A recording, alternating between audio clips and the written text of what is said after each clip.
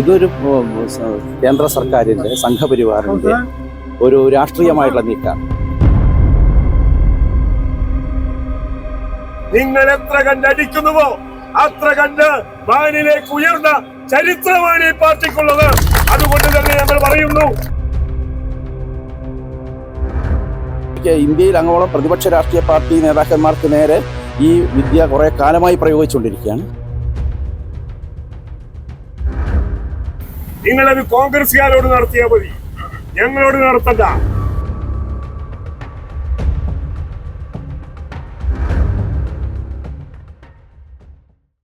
നമസ്കാരം.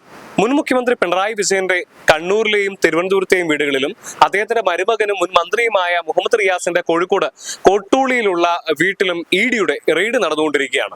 ഇന്ന് രാവിലെ ഏതാണ്ട് 6 മണിയോടുകൂടിയാണ് ഇഡി ഉദ്യോഗസ്ഥർ ഇവിടെ കോട്ടൂളി പണ്ടാരപ്പറമ്പിലുള്ള മുഹമ്മദ് റിയാസിന്റെ ഗ്രേസ് എന്ന വീട്ടിൽ എത്തിച്ചേരുന്നത്. അദ്ദേഹത്തിന്റെ പിതാവിന്റെ ഉടമസ്ഥതയിലുള്ളതാണ് ഈ വീട്.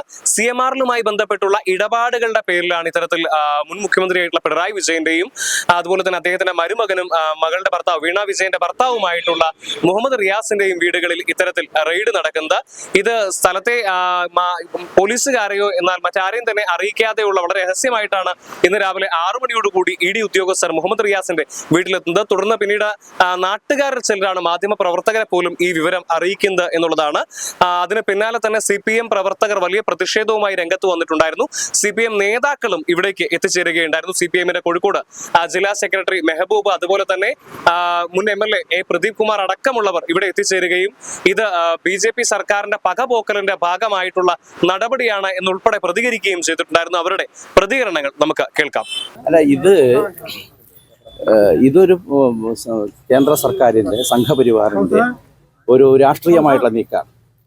ഇപ്പോൾ തെരഞ്ഞെടുപ്പിനെ തുടർന്ന് കൂടെയുള്ള ഒരു സാഹചര്യം. ഇത് തെരഞ്ഞെടുപ്പിനൊക്കെ വളരെ മുമ്പേ തന്നെ വളരെ വിശദമായി ആസൂത്രണം ചെയ്തിട്ടുള്ള ഒരു കാര്യമാണ്. അത് ഇലക്ഷനിലെ പല പ്രോസസ്സുകൂടെ ഇനിയും ഒരുപാട് കാര്യങ്ങൾ പുറത്തു വരാനിരിക്കുകയാണ്. എന്ന് പറഞ്ഞാൽ അത് ഇങ്ങനെയുള്ളൊരു ടാർഗറ്റ് വെച്ചുകൊണ്ട് ഒരു ഗ്രാൻഡ് ഡിസൈൻ അതാണ് ഉണ്ടായത്. അപ്പോൾ അതിനെ രാഷ്ട്രീയമായിട്ടും നിയമപരമായിട്ടും സ്വാഭാവികമായിട്ടും നമുക്ക് അങ്ങനെയല്ലേ നേരിടാൻ പറ്റുക.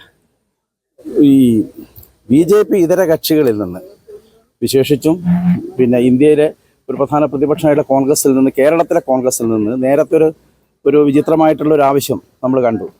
കേരളത്തിലെ മുഖ്യമന്ത്രിയായിരുന്ന സമയത്ത് പിണറായിക്കെതിരെ എന്തുകൊണ്ടാണ് ED കേസെടുക്കാത്തത്, ഇവിടെ എടുക്കാത്തത്? എന്നാൽ EDയുടെ ഈ വിവേചനപരമായിട്ടുള്ള ED എന്ന് പറഞ്ഞാൽ ഒരു എക്സ്റ്റൻഡ് ഡിപ്പാർട്ട്മെന്റ് എന്ന് പറയും RSSന്റെ, അവരുടെ പീഡനങ്ങൾക്കെതിരെ അരവിന്ദ് കെജ്രിവാളും പ്രതിപക്ഷ രാഷ്ട്രീയ പാർട്ടികളും ഇന്ത്യയിലാകമാനം ഇവരുടെ വേട്ടയാടലിന് വിധേയമായിക്കൊണ്ടിരിക്കുകയാണ് ഇന്ത്യയിലാകെ. ആ സന്ദർഭത്തിൽ പ്രതിപക്ഷത്ത് നിൽക്കുന്നു എന്ന് പറഞ്ഞാൽ കോൺഗ്രസ് ആണെന്ന് ഈ ആവശ്യം ഉന്നയിച്ചത്. അപ്പോൾ അവരുടെ ഒരു ഗവൺമെൻറ് ഇവിടെ വന്നു. വന്നപ്പോൾ ആ സൗകര്യം കൂടെ ഉപയോഗിച്ചുകൊണ്ട് അത് ഇലക്ഷന് മുമ്പ് തന്നെ ആസൂത്രണം ചെയ്യപ്പെട്ട ഒരു വലിയ ഒരു പദ്ധതിയുടെ ഒരു ഡിസൈൻ്റെ ഒരു തുടർച്ച എന്ന നിലയിലാണ് ഇപ്പോൾ അതിൻ്റെ സാഹചര്യങ്ങൾ വരുന്നത്. ഇല്ലല്ലോ. അപ്പോൾ ഇത് തികച്ചും രാഷ്ട്രീയമായിട്ടുള്ള നീക്കമാണ്. ഇന്ത്യയിൽ അങ്ങോളം പ്രതിപക്ഷ രാഷ്ട്രീയ പാർട്ടി നേതാക്കന്മാർക്ക് നേരെ ഈ വിദ്യ കുറെ കാലമായി പ്രയോഗിച്ചുകൊണ്ടിരിക്കുകയാണ്. അതിനെ സ്വാഭാവികമായിട്ടും രാഷ്ട്രീയമായിട്ടും നിയമപരമായിട്ടും ഞങ്ങളതിനെ നേരിടും. നിങ്ങൾ എത്ര കണ്ടടിക്കുന്നുവോ അത്ര കണ്ട് വാനിലേക്ക് ഉയർന്ന ചരിത്രമാണ് ഈ പാർട്ടിക്കുള്ളത്. അതുകൊണ്ട് തന്നെ ഞങ്ങൾ പറയുന്നു, ഞങ്ങളുടെ നേതാവിന്റെ വീട് റെയ്ഡ് ചെയ്തതിന്റെ മുകളിൽ ഭീഷണിപ്പെടുത്തി പോകാമെന്ന് RSSകാരും BJP ഭരണകൂടവും ധരിക്കണ്ട. നിങ്ങളത് കോൺഗ്രസ്സുകാരോട് നടത്തിയാൽ മതി, ഞങ്ങളോട് നടത്തണ്ട. കോൺഗ്രസ്സുകാരെ കിട്ടും നിങ്ങൾക്ക്. നിങ്ങൾ ഇവിടെ ഭരണം നടത്തുന്നത് കോൺഗ്രസ്സുകാരെ പിടിച്ചുകൊണ്ടല്ലേ? നിങ്ങളുടെ മന്ത്രിസഭക്കകത്തെ ഏതാണ്ട് 3-2 പേർ കോൺഗ്രസ്സുകാരല്ലേ? പഴയ കോൺഗ്രസ്സുകാരല്ലേ? ഇന്നത്തെ പത്രത്തിന് ശിവകുമാർ ഭീഷണിപ്പെടുത്താൻ ഞാൻ BJP പോകുമെന്ന് കർണാടക മുഖ്യമന്ത്രി, ഉപമുഖ്യമന്ത്രി. അതൊന്നും ഞാനിവിടെ പറയുന്നില്ല. ഏതായാലും ഇത് സംബന്ധിച്ച് ഉള്ള ശക്തമായ പ്രതിഷേധം രേഖപ്പെടുത്തുന്നു.